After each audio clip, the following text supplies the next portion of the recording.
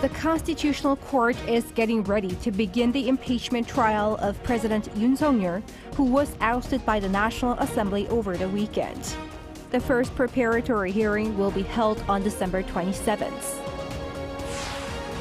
A joint investigative body has attempted to summon the president for questioning over the military ruling incident, but was knocked back by the Presidential Security Service. The prosecution, which is conducting its own investigation, sent a similar request to the president again today. Ruling People Power Party chief Han Dong-hoon has resigned in the aftermath of the removal of the president. The main opposition Democratic Party leader Lee Jae-myung, meanwhile, continues urging the PPP to join in creating a consultative body to discuss state affairs. It's December 16th, 8 p.m. in Seoul. This is Newscenter. Thank you for joining us. I'm Yoon Jung-min. The Constitutional Court held its first meeting today in preparation of its decision to either remove the president from office or to reinstate him. The first hearing is set for December 27th at 2 p.m. Bae Eun-ji starts us off. South Korea's Constitutional Court has 180 days to decide whether or not to remove President Yoon from office. If the court removes Yoon or if he resigns, a presidential election must be held within 60 days. Court justices held their first meeting on the matter on Monday morning and agreed to hold a preparatory hearing on Yoon's impeachment next Friday. The first preparatory hearing is set for Friday, December 27th at 2 p.m. Investigation records from the prosecution, police, etc. will be secured at an early date. The court has also picked two justices, Lee Mi-sun and Chung Hyung-sik, to oversee the evidence examination process. They have also decided to form a legal review task force team composed of constitutional researchers. The court added that who has been determined as the presiding justice for the case will not be disclosed. Their identity is usually kept confidential, but it was disclosed in the case of former President Park Geun-hye's impeachment due to the significance of the matter. The Constitutional Court is typically composed of 9 justices, 3 designated by the President, 3 designated by the Supreme Court Chief, and 3 recommended by the Parliament. But amid a political deadlock, the 3 seats that were supposed to be recommended by the National Assembly have been vacant since October, and the court currently has only 6 sitting justices. Under South Korea's constitution, at least 6 out of a total of 9 justices must agree in order for an impeached president to be ousted. Technically, 6 justices could be enough, but they'd all need to vote in favor. However, given the significance of the case, experts believe the court would be reluctant to make such a historic decision without a full bench. So rival parties are now speeding up efforts to fill the 3 vacancies. Bae Eun-ji, Arirang News. Now we have the first date and the gist of how the proceedings will work, but let's go deeper into understand the process better. Our correspondent Kim Do-yeon joins us here. Do-yeon, we heard a few things being announced, including the first date and judges overseeing the investigation. Can you break it down to help keeping our viewers up to speed? Right. So we saw the Constitutional Court justice met earlier today and decided on a few things, like you said. The date for the first preparatory hearing is Friday, December 27th at 2 p.m. Investigation records from the prosecution, police, etc. will be secured at an early date, according to the press officer. Now, before the oral arguments begin, they will see what the 2 sides are claiming and also what evidence will be used. And that's what the court will be discussing with the 2 sides here at the preparatory hearing. And as we heard, the justice in charge of that process will be Lee Mi-sun and Chung Hyung-sik.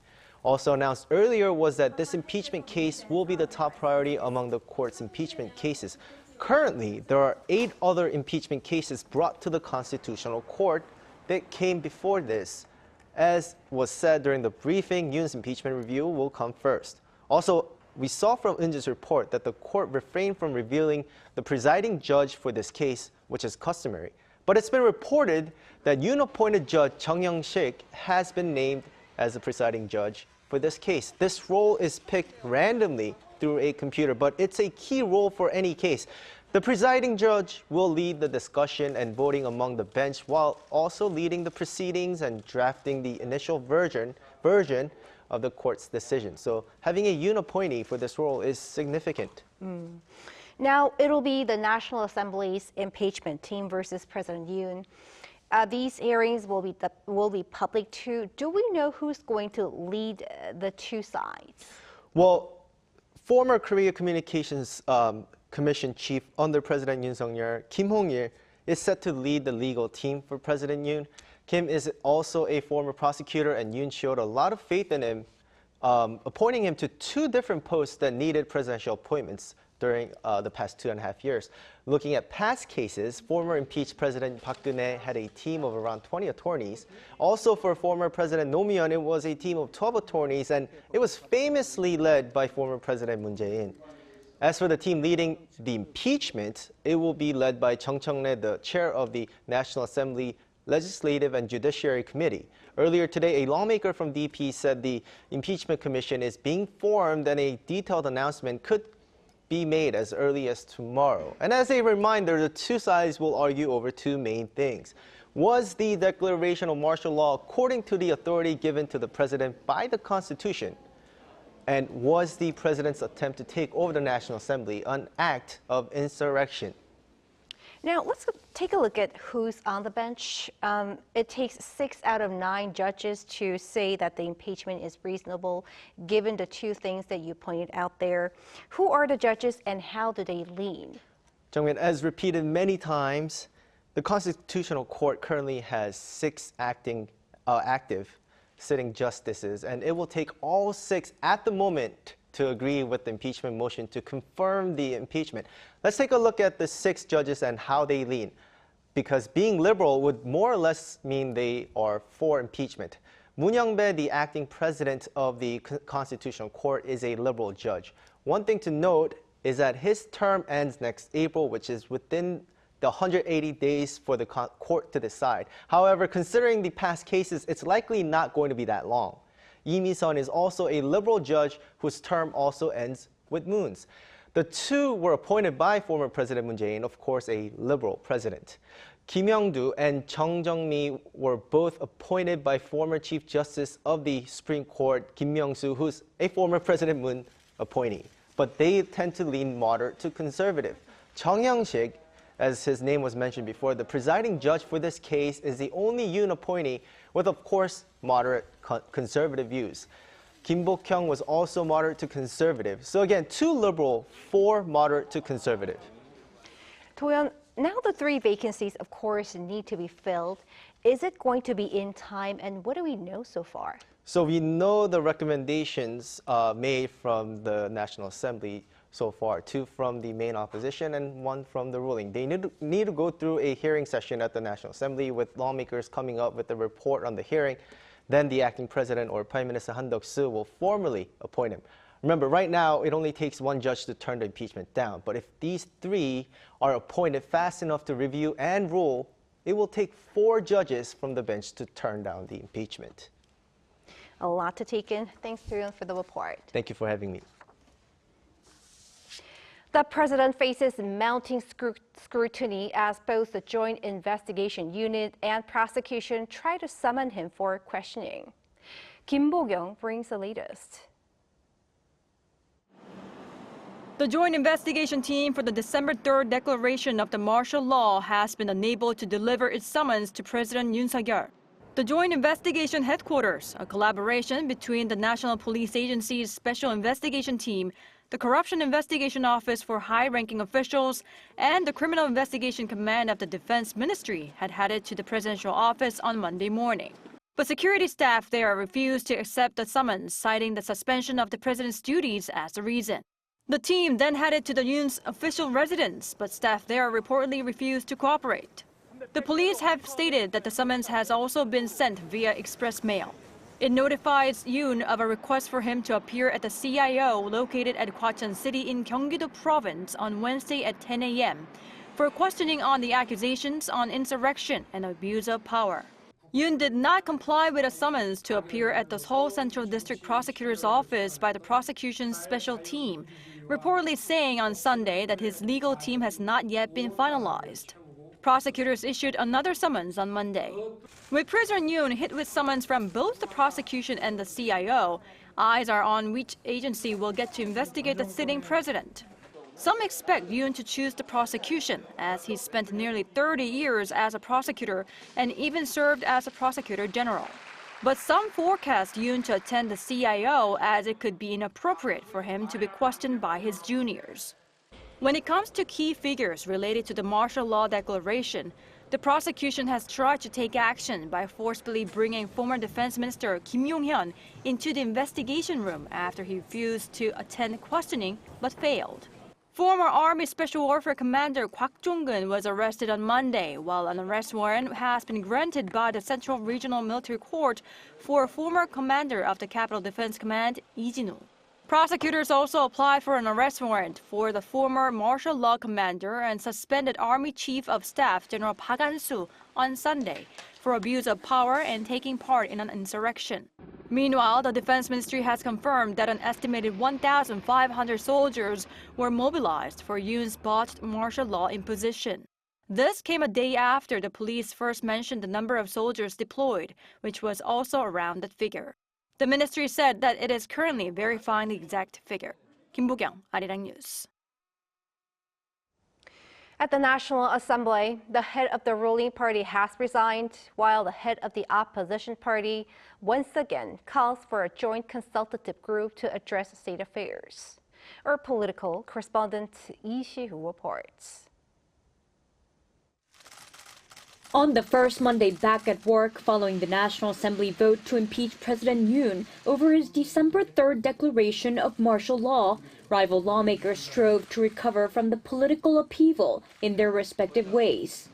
Early Monday, Han Dong-un resigned as leader of the ruling People Power Party 146 days into his term, amid mounting pressure from senior PPP members, calling him responsible for the Assembly's approval of the impeachment motion against their conservative president 2 days prior. I am stepping down as a People Power Party leader. The Supreme Council members have resigned and the council has broken down. It's no longer possible for me to carry out normal duties as the party leader. After the president attempted to impose martial law earlier this month, Han at last urged the party to impeach the president, going against the party consensus decided by PPP lawmakers. Han said on Monday that he does not regret his decision. With Han's resignation, the PPP set out to launch an emergency steering committee, while floor leader Kwon Sung-dong picked up the role of the acting chair for the time being. This was while the main opposition Democratic Party of Korea continued to suggest a joint consultative group between members of the National Assembly and the government so they could swiftly stabilize state affairs. The formation of the consultative group is something that the acting president also agrees with. We're good with the People Power Party taking the lead in the discussions, so I ask the PPP to please participate. The DP said it's open to discussing only issues on the economy if an all-around discussion feels too much for the ruling party, while re-stressing its status as a major party. Right now, there's a heavy responsibility on the National Assembly and especially us, the DP, being the largest party. There's much to be resolved despite Yoon's impeachment. However, the PPP's acting chairman Kwon said it was the ruling party's role to continue to lead discussions with the government, rejecting the DP's calls for a joint consultative group. We, the PPP, are still the ruling party. It's wrong and inappropriate for the DP to act as if it's the ruling party and the one in charge of state affairs. Kwon further warned that acting President Han Duck-soo's administration is not one that the DP can try to administer, as he met with Deputy Prime Ministers Choi Sang-mok and Lee Ju-ho to discuss cooperation on livelihood issues. Lee Si-hoo, Arirang News. Washington reaffirms its support for South Korea in the wake of the political turmoil. In the meantime, local media raised concerns about the de facto leadership gap in Korea amid the power shift in the U.S. Yoon explains. After the South Korean parliament passed a motion to begin the impeachment of President Yoon, the United States reiterated its support for South Korea's democratic resilience and expressed readiness to cooperate with acting President and Prime Minister Han Duck-soo. Look, I think the most important thing is that the Republic of Korea has demonstrated its democratic resilience. We've seen it follow peacefully a process laid out in its constitution. And we're ready to work with President Han as he assumes office. He also added that the U.S. strongly supports the Korean people and the ironclad alliance that joins the two countries together. The statement was made in a press conference on Saturday during Blinken's visit to Jordan. However, both domestically and internationally, there are concerns about whether acting President Han will be able to fully exercise his powers and to what extent. While the common expectation in South Korea is that he will focus on maintaining the current situation, using only the minimum authority needed, the New York Times has given some weight to comments made by a Korean law professor and constitutional expert who stated enforcing a significant new policy is considered beyond the acting president's power. Despite Prime Minister Han's extensive political experience, the New York Times also highlighted concerns about him being an unelected leader, lacking the electoral mandate to lead the country. Additionally, with the incoming Donald Trump administration, which has referred to the South Korea-US alliance as a terrible bargain for the US, there are concerns about how South Korea will handle the policies that come with Trump's leadership. Meanwhile, President-elect Trump has not made any comments on South Korea's martial law and impeachment issues. Yoon, Arirang News.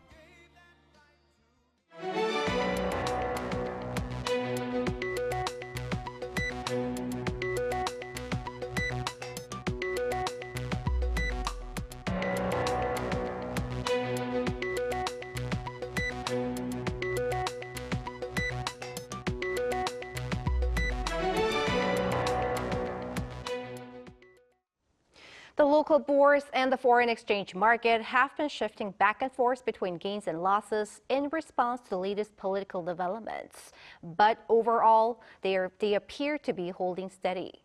Our correspondent Lee Soo-jin has more.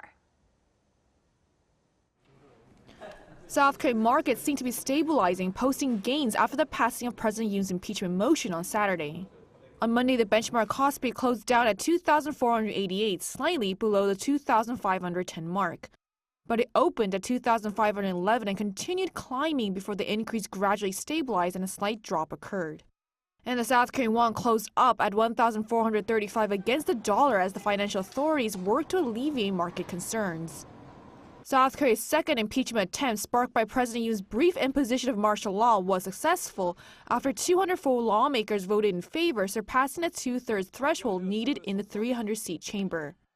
During Monday's emergency macroeconomic and financial issues meeting, Finance Minister Choi Sang-mok said the government will continue its 24-hour monitoring of financial and foreign exchange markets, and that efforts will be made to maintain Korea's external credibility.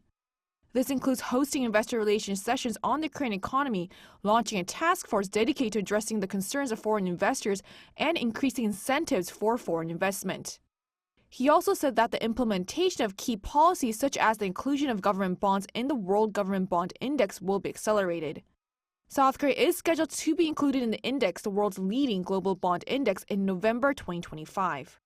This follows a meeting held on Sunday, just a day after the impeachment motion passed, where the finance minister pledged to focus on measures to stabilize the economy. We will announce the 2025 economic policy direction with related ministries by the end of the year. As this is a crucial time that will shape the future of our economy, we will work more closely with the National Assembly. The policy direction is expected to focus on key areas such as maintaining external credibility and addressing trade uncertainties.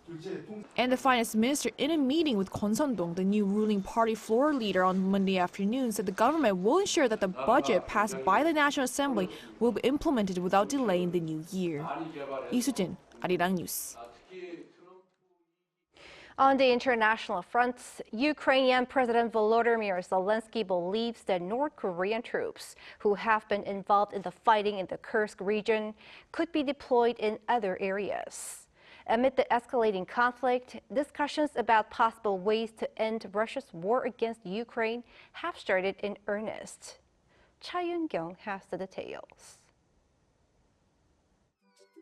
Ukrainian President Volodymyr Zelenskyy said in his daily address on Saturday that Russian armed forces used North Korean soldiers in the Kursk region assaults, adding that he has information that they could also be used in other areas.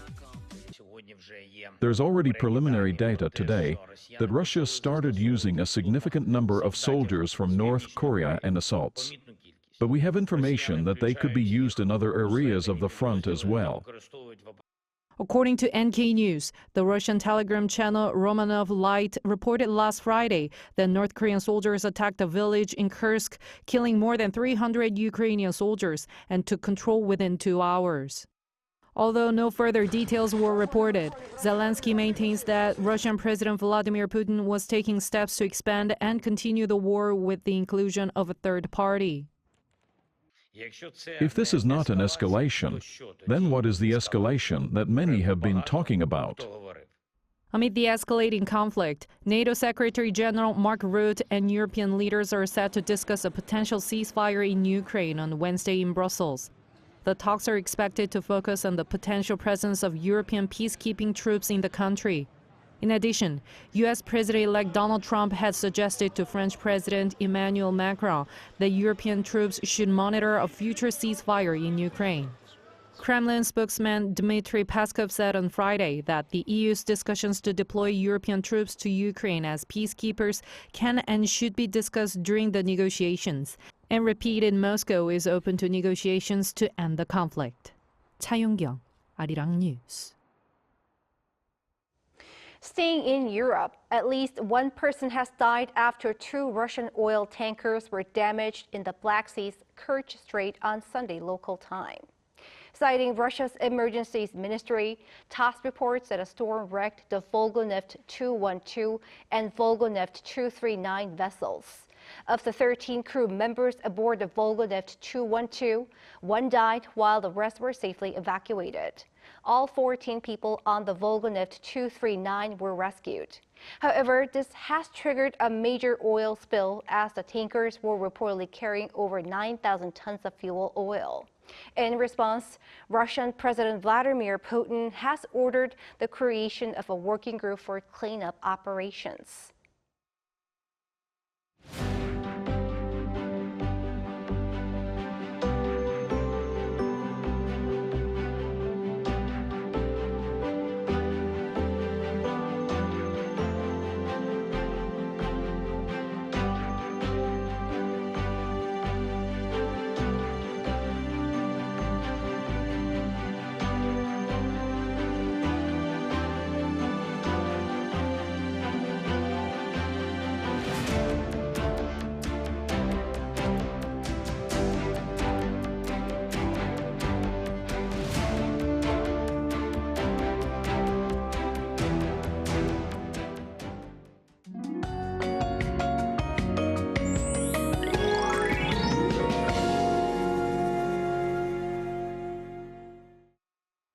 With cold air, Seoul and some West Coast areas are seeing snow. This frigid weather will get stronger as the morning temperature in Seoul will plunge to -7 degrees Celsius on Wednesday, recording the coldest temperature this winter so far. Rain and snow will expand to western parts of Gangwon-do province and northern parts of Gyeongsang-buk-do province overnight. The amount of snowfall is not too much. As little as 1 to 5 centimeters of snow will accumulate in the central parts of the country, Jeollabuk-do province, inland areas of Gyeongsang-buk-do province, and the mountainous areas of Jeju Island. It will mostly stop by tomorrow morning. Tomorrow, Daejeon will start off at -2 degrees, Daegu -1 degree. Seoul will move up to 2 degrees during the daytime, Gwangju 6 degrees. More rain or snow is expected in some areas this week. That's all for Korea. Here are the weather conditions around the world.